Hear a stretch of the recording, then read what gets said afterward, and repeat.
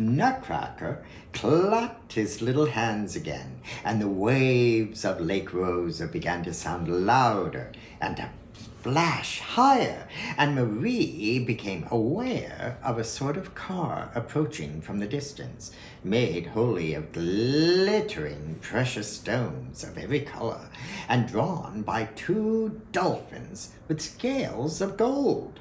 12 of the dearest little boys, with headdresses and doublets made of hummingbirds' feathers woven together, jumped to land and carried first Marie and then Nutcracker, gently gliding over the water into the car, which immediately began to move along over the lake of its own accord. Ah, how beautiful it was when Marie went over the waters in the shell-shaped car, with the rose perfume breathing around her and the rosy waves splashing. The 2 golden-scaled dolphins lifted their nostrils and sent streams of crystal high in the air, and as these fell down in glittering, sparkling rainbows, there was a sound as of 2 delicate, silvery voices singing, "Who comes over the rosy sea? Fairy is she. Bim, bim, fishes.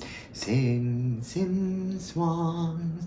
Swa, swa, golden birds. Tra, tra, rosy waves wake you and sing. Sparkle and ring, sprinkle and cling. This is the fairy we languish to see, coming at last to us over the sea. Rosy waves dash, bright dolphins play, merrily, merrily on." But the 12 little boys at the back of the car seemed to take some umbrage of this song of the water jets, for they shook the sunshades they were holding so that the palm leaves they were made of clattered and rattled together, and as they shook them, they stamped an odd sort of rhythm with their feet, and saying, "Clap and clip and clip and clap and up and down." "Oh, these are merry, amusing fellows," said Nutcracker, a little put out, "but they'll set the whole lake into a state of regular mutiny on my hands." And in fact, there did begin a confused and confusing noise of strange voices, which seemed to be floating both in the water and in the air. However, Marie paid no attention to it, but went on looking into the perfumed rosy waves, from each of which a pretty girl's face smiled back at her. "Oh, look! Look at Princess Pirlipat," she cried, clapping her hands with gladness, "smiling at me so charmingly down there. Oh, look at her, Mr. Drosselmeyer." But Nutcracker sighed, almost sorrowfully, and said, "That is not Princess Pirlipat, dearest Miss Stallbaum. It is only yourself, always your own lovely face smiling up from the rosy waves." At this, Marie drew her head quickly back, closed her eyes as tightly as she could, and was terribly ashamed. But just then, the 12 little boys lifted her out of the car and set her on shore. She found herself in a small thicket or grove, almost more beautiful even than Christmas wood.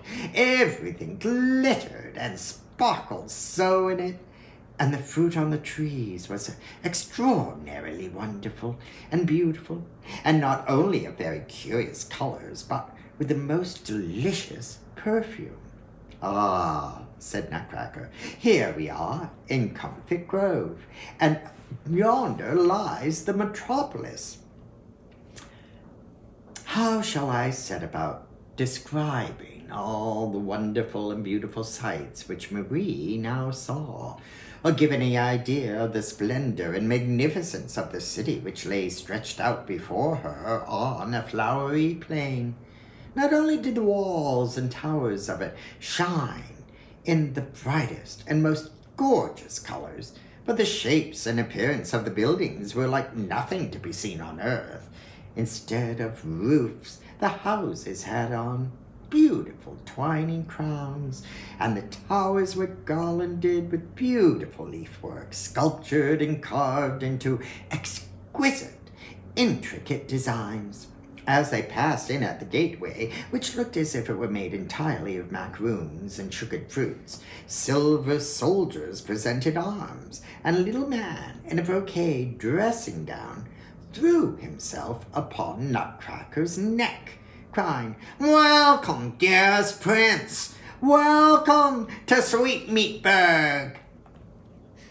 Marie wondered not a little to see such a very grand personage recognize young Drosselmeyer as a prince, but she heard such a number of small delicate voices making such a loud clamoring and talking, and such a laughing and chattering going on, and such a singing and playing, that she couldn't give her attention to anything else, but asked Drosselmeyer what was the meaning of it all.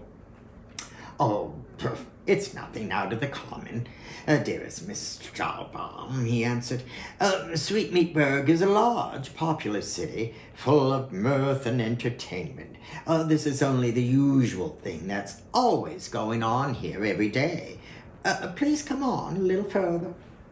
After a few paces more, they were in the great marketplace, which presented the most magnificent appearance. All the houses which were around it were of filigreed sugarwork, with galleries towering above galleries, and in the center stood a lofty cake covered with sugar, by way of obelisk, with fountains round it spouting orgeat, lemonade, and other delicious beverages into the air.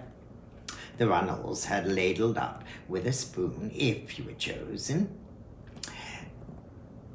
The runnels at the sides of the fourways were full of creams, which you might have ladled up with a spoon if you had chosen.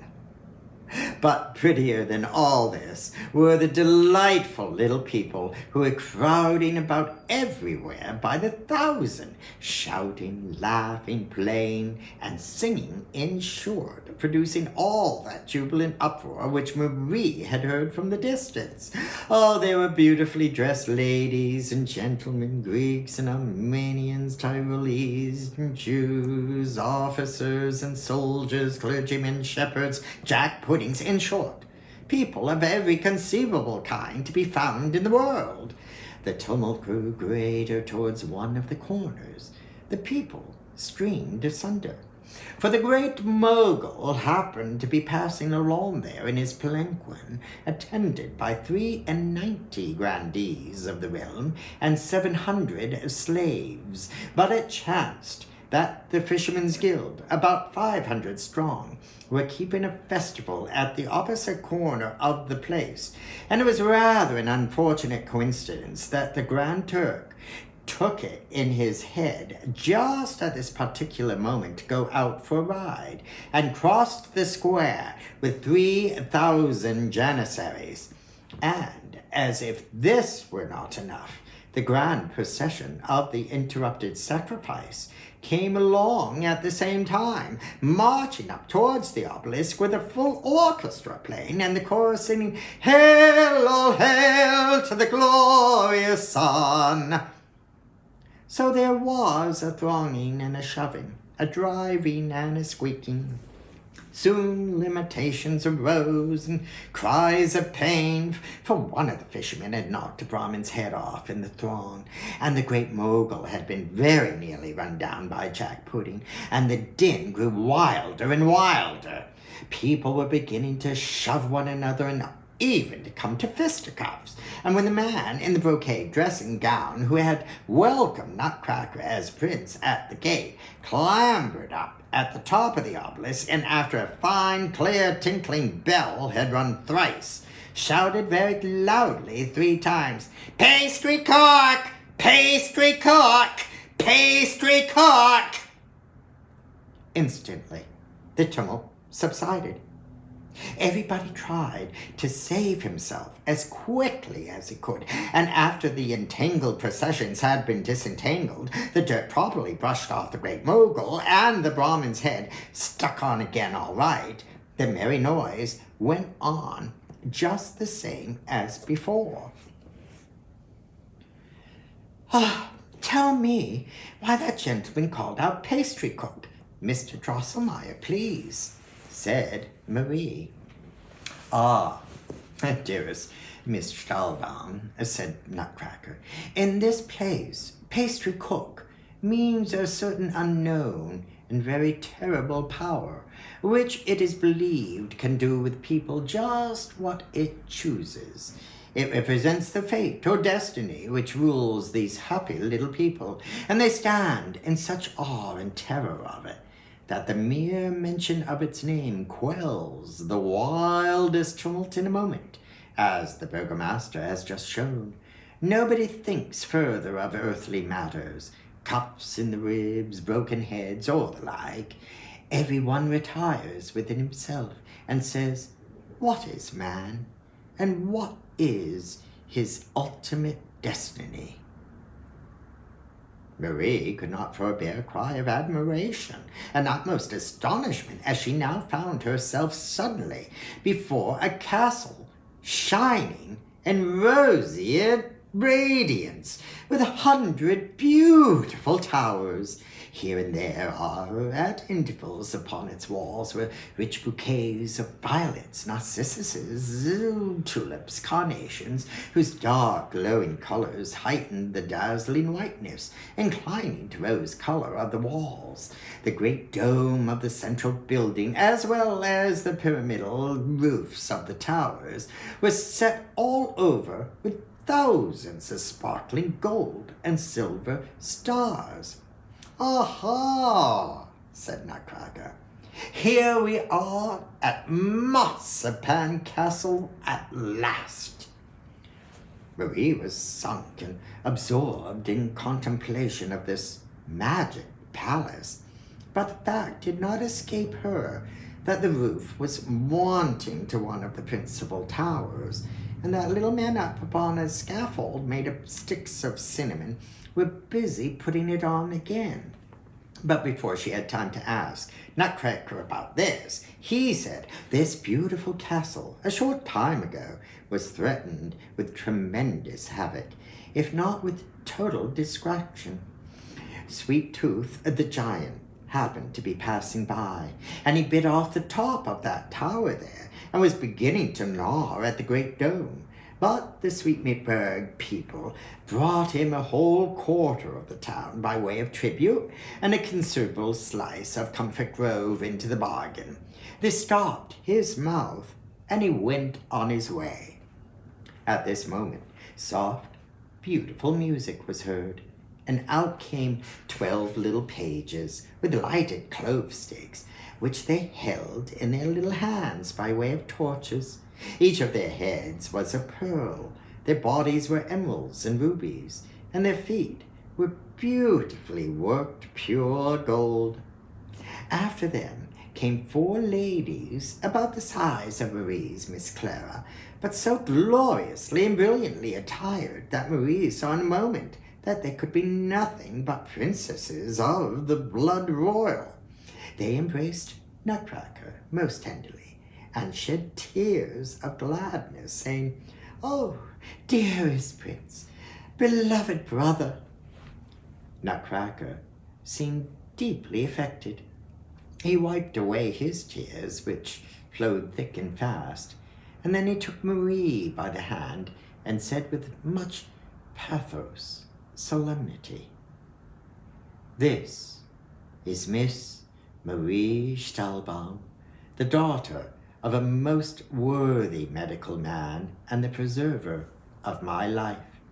Had she not thrown her slipper just in the nick of time, had she not procured me the pensioned colonel's sword, I should have been lying in my cold grave at this moment, bitten to death by the accursed king of the mice.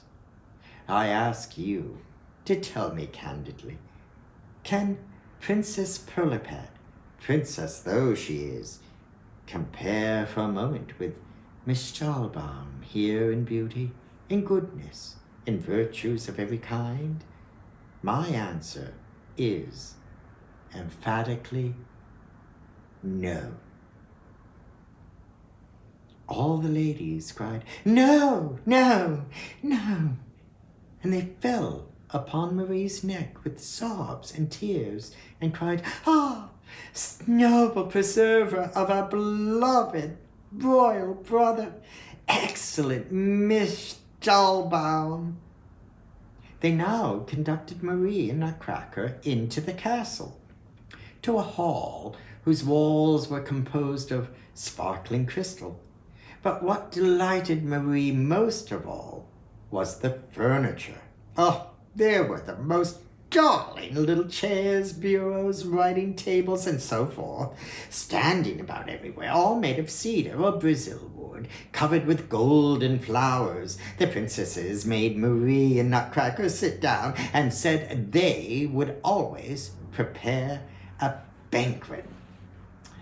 So they went and brought quantities of little cups and dishes of the finest Japanese porcelain, and spoons, knives and forks, graters and stew pans, and other kitchen utensils of gold and silver. Then they fetched the most delightful fruits and sugar things, oh, such as Marie had never seen the like of, and began to squeeze the fruit in the daintiest way with their little hands, and to grate the spices, and rub down the sugar almonds. In short, they set to work just so skillfully that Marie could see very well how accomplished they were in kitchen matters, and what a magnificent banquet there was going to be.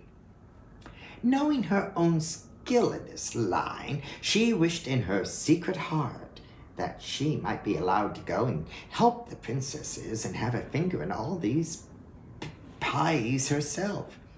And the prettiest of Nutcracker's sisters, just as if she had read the wishes of Marie's heart, handed her a little gold mortar, saying, "Sweet friend, dear preserver of my brother, would you mind pounding a little of this sugar candy?"